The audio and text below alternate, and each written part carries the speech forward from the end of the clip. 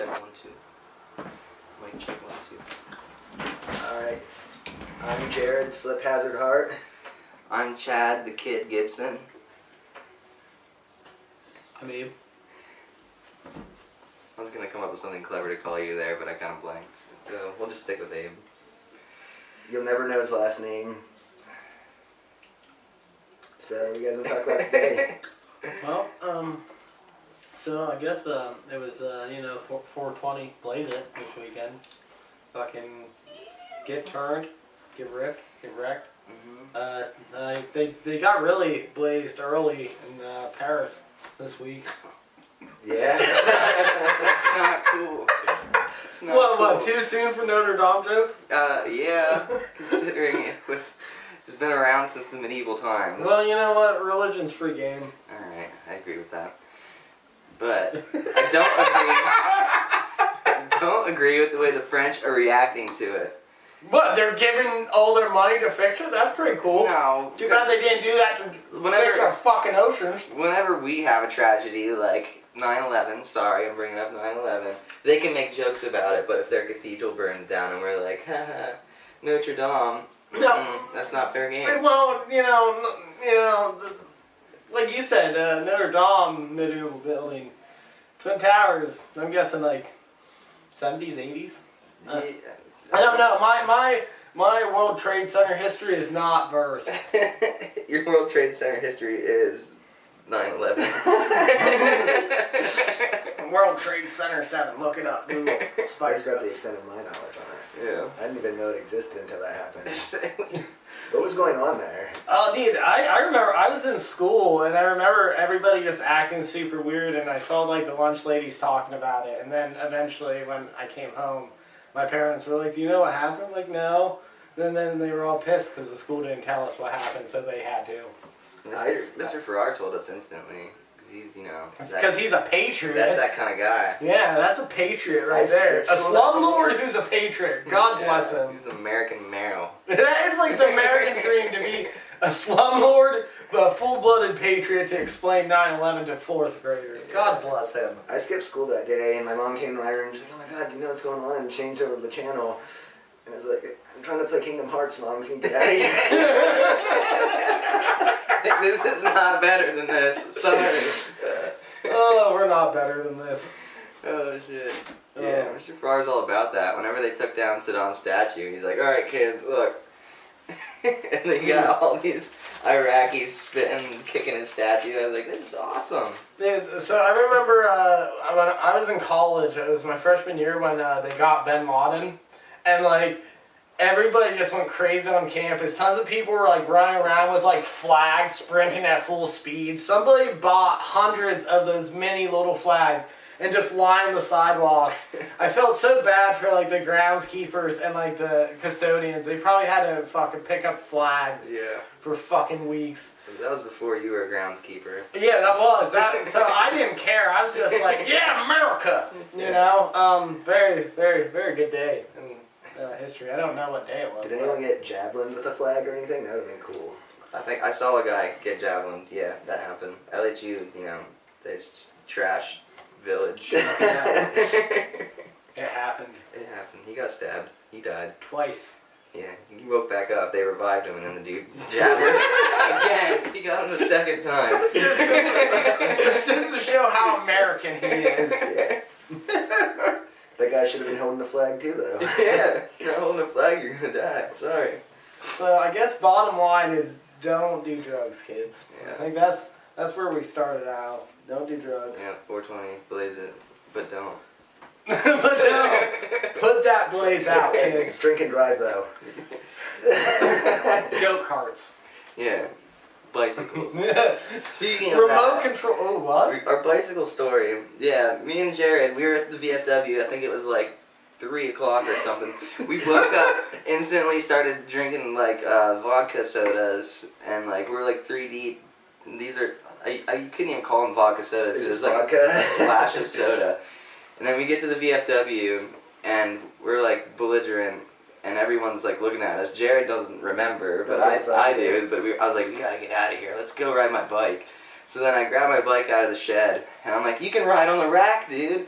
So he gets on the rack. He can't even like control his balance. He's just, and I'm like, we're gonna wreck. And boom, we slam on the ground so hard. Messed up my hands. My face is all scratched. Jared comes out unscathed. Like, I just kind of jumped up. Wait. Okay, so I'm confused. I see, Jared, your elbow's super fucked up. So that didn't happen from the bike ride. That's a different story. That's an even better story. Oh my god. So, see, I was under the assumption, I saw that gnarly, I'm like, man, dude, they did get fucked up on that bike. But no. Just me. You guys just get fucked up in general and just fuck yourselves up. This is like 2 weekends ago. Why don't that's saying a lot. Why don't you guys just always be taping yourselves? You could, like, do your own jackass. Yeah, I think we need to wear, like, elbow pads and knee pads and stuff. Like, I was thinking GoPros would be better. Would be more productive for society, at least. Yeah.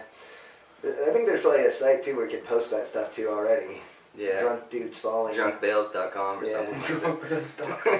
We'd be like #1 on that site for sure. Alright, the story about my elbow, right? Okay.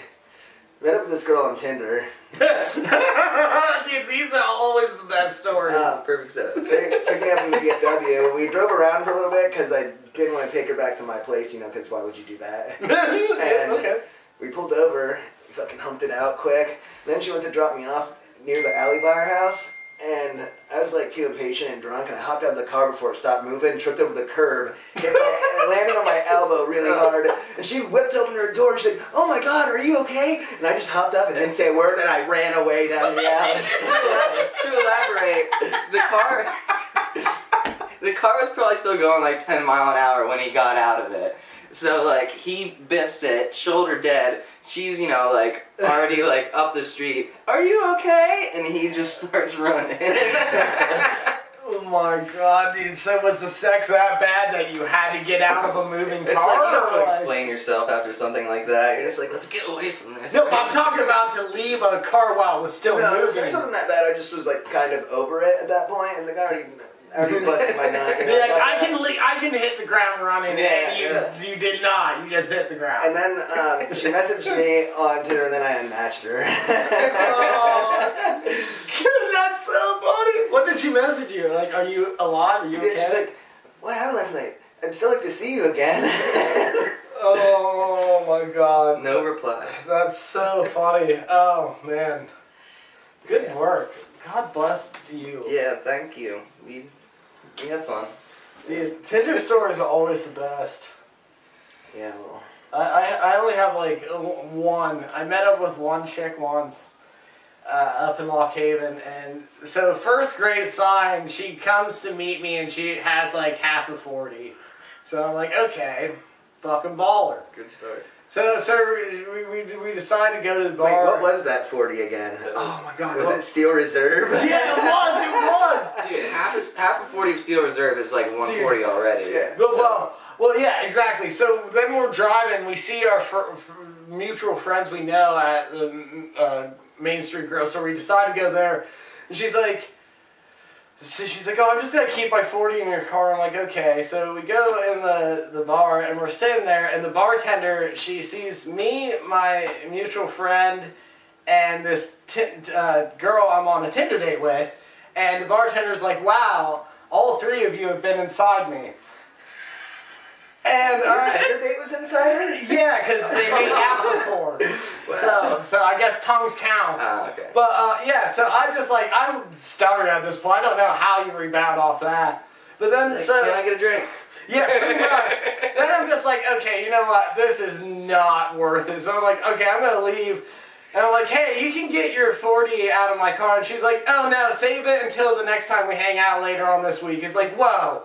You don't save a 40. I'm like, you dump it outside for your homies or you chug it. Yeah. You never save a 40. Yeah, you play Edward 40 hands, dude. Dude. Presumptuous to think that she's going to see you again, too. And that the 40's still going to be good. But A 40 is not good, like, 30 minutes after you open it. Yeah. Let alone, like, oh my God. Especially Steel Reserve, too, man. Wow. Yeah. She's a winner. I like to drink, and I can't even drink that shit. Dude, see, that's what you get on Tinder. You get the cream of the crop. Yeah. But, sometimes you get outside the comfort zone or just get a quick bang. I don't know. Or just bang the ground. I don't know. Yeah, sometimes you either gotta get knocked down, get up again. never get kept down. Yeah. Or you just gotta quote Smash Mouth your whole life, you know. That's my motto for the day. I don't know where that came from. That kind of fell short. You know, maybe you're walking on the sun today. Yeah, I'm walking on sunshine today. Tomorrow I'm Chumbawamba getting knocked down, man. Oh, yeah, man. Speaking of sunshine today, you guys, it is totally butt bang someone outside weather today. Oh, yeah. For real, like, if we walked by the underpass, you know, on the railroad tracks, we'd definitely see two homeless dudes fucking. Hey, it's 2019, Jared. That's totally fine. Yeah, no, I'm not saying it's not fine. Yeah, we'd be like, I'm just saying that go get him, buddy. Yeah. I'd be the dude on the other side of the railroad tracks, like, you do you. You got it. Switch it up. Yeah. I bet there is someone fucking outside today right now, though. There has to I'd be. hope. Yeah. You know, I really hope that somewhere in central Pennsylvania, somebody is banging outside. If it's in Annisford, it's Even better. unconsensual sex with an animal. Yeah, probably. Dude, if the donkey was still in town, it would be the donkey with itself. Yeah, we get to see it suck its dick again. Yeah. Man, that was the most patriotic thing I ever saw in my childhood. A donkey that sucked its own dick off by whistling at Dude, it. and also didn't even just suck on its dick. It fucking ravaged the shit, Yeah, dude. it was using teeth. It was painful as fuck, man. It stretched its dick out like twice as Oh, long God. as the dick is. It looked like didn't look like a enjoyable experience. It looked painful. And all you have to do is whistle at it. She's like, I know what you want. Yeah, you just catcall it. Just catcall the donkey and it just starts fucking ripping its dick off with its teeth. Has anyone ever seen the donkey come though? I don't think I ever stayed long enough to see if it ever actually. Well, then that's when you actually get creepy. That's like when you go from being like a high schooler having fun to being like, oh, this kid probably tortures animals. Right. I'm staying for the end of this one. I was like, well, buddy. Think about that. Do you think it finished after we left? Or do you think that it just... Like I said, it did not look enjoyable. Like, he didn't cup the ball, so I can't imagine anything happened. It's kind of just like a party trick, you know. Yeah, you took your friends there because they hadn't seen it. The next question is, who taught it? Ooh. I'd assume whoever owned it. Yeah. See, I don't know that. I'm saying the owner jerked the donkey off, and he's like, that's kind of cool. Just like And then, whistled while jerking it off. Yeah, it's like that learned conditioning type of thing. He's like, anytime I hear a whistle, it's on now. Yeah, that's how fucked up Annisford is for you boys. Oh, man. You think before that he intentionally did the whistling so that it would be the Pavlovian conditioning? Yeah, for sure. Because I can't imagine someone that jerks off a donkey having seen that video where the dog salivates or whatever from ringing the bell. Maybe it's a scientist who decided to retire in Annisford and make cock-sucking donkeys. It's a retired cock-sucking donkey scientist. Yeah. That sounds pretty American. I don't know about you guys, but it sounds pretty American.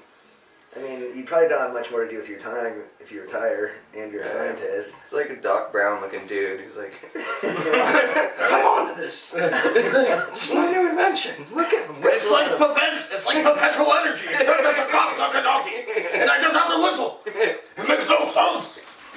Marty, check this out. Yep.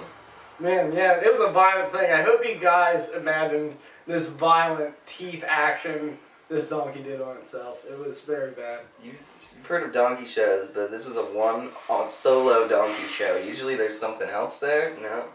And it was pretty violent. Yeah, let's stop. Yeah, that's... We really ran that one into the ground. We did. Sorry, guys. You can only talk about a cock-sucking donkey for like 2 minutes. If you talk about Murray, though... No, I don't think we need to acknowledge let's Murray. not talk about Murray. Murray. Okay. You know, this is our first episode. I think we had some pretty good topics. Nice first run. Hopefully, Might you have guys... to polish it off though, you know. Yeah. I don't know. The only thing I can say is about the weird fucked up dumpster fire I was at the other weekend. Oh, yeah. This is a good closer story. Okay. So I want to just clarify before you start. Was it an actual dumpster fire or was it you looking in a mirror? It was garbage from a dumpster people were being put on a fire. Yeah, and it was behind the laundromat.